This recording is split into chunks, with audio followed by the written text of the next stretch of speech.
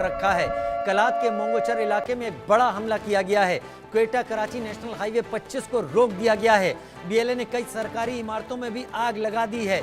ये वो तस्वीरें हैं जो पाकिस्तान और चाइना के कंस्ट्रक्शन से जुड़े हुए ट्रक हैं जिनमें आग लगा दी गई है बड़े हमले के बाद। और कराची और क्वेटा नेशनल हाईवे 25 को पूरी तरीके से रोक दिया है बीएलए ने। कलात के मोंगोचर इलाके में ये बड़ा हमला किया गया है। अजय जांड्याल मेरे साथ इस वक्त लगातार जुड़े हुए हैं। अजय, पाकिस्तान ने भारत से मुकाबले के लिए ताल तो ठोक ली, अपनी आर्मी को वहां से मूवमेंट करके भारत के बॉर्डर की तरफ मूव जरूर करवा दिया, मोबिलाइज करवा दिया, लेकिन इससे जो बलूचिस्तान का इलाका है वहां पर उनकी संख्या कम हुई और बीएलए ने सीधे टारगेट करना शुरू कर दिया है। देखिए, अब तो अभी शुरुआत है ये कहा जा सकता है राजीव, क्योंकि जो सूत्र बता रहे हैं बीएलए पाकिस्तान से तमाम बदले लेने वाला है, क्योंकि हज़ारों की संख्या में बलूचिस्तान के लोगों का अगवा होना, उनका मारा जाना। अभी ताज़ा जो वाक़या है आपको बता दूं कि मेहर बलोच जो है वो लगातार अभी भी पाकिस्तानी सेना की हिरासत में है। और इसी तरह से जो तहरीक तालिबान पाकिस्तान है वो खैबर पख्तूनख्वा में पाकिस्तान को पाकिस्तानी सेना ने जो वहाँ पर मिलिट्री ऑपरेशन शुरू किया था उसका जवाब जो है वो देने की तैयारी में है। और इसीलिए पाकिस्तान जो है अब इस वक्त छटपटा रहा है कि क्या वो अपने अंदर के हालात संभाले या भारत से जंग लड़े। इसी चीज़ को लेकर कहीं ना कहीं परेशानियां हैं। कभी वो चीन के पास पहुंचता है, कभी सऊदी अरेबिया के पास पहुंचता है।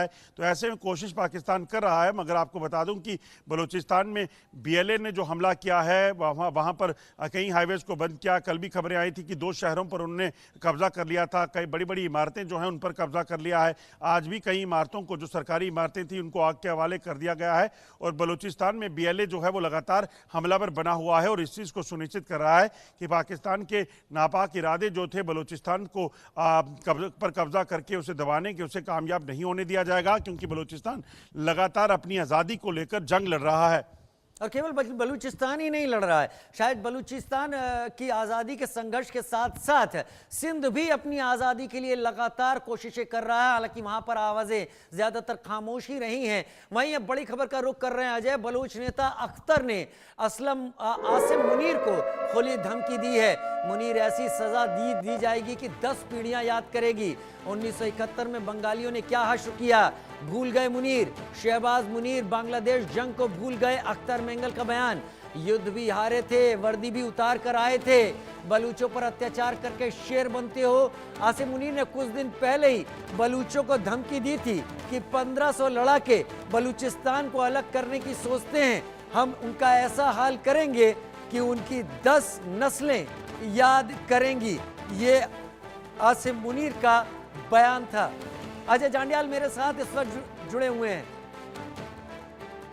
अजय, अख्तर मेंगल की जो बात है वो भी हम सुनवाएंगे, लेकिन अख्तर मेंगल ने एक तरीके से आग में घी का काम किया है।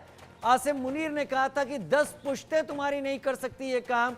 इसने कहा कि हम ऐसा जवाब देंगे कि तुम्हारी 10 नस्लें याद करती फिरेंगी।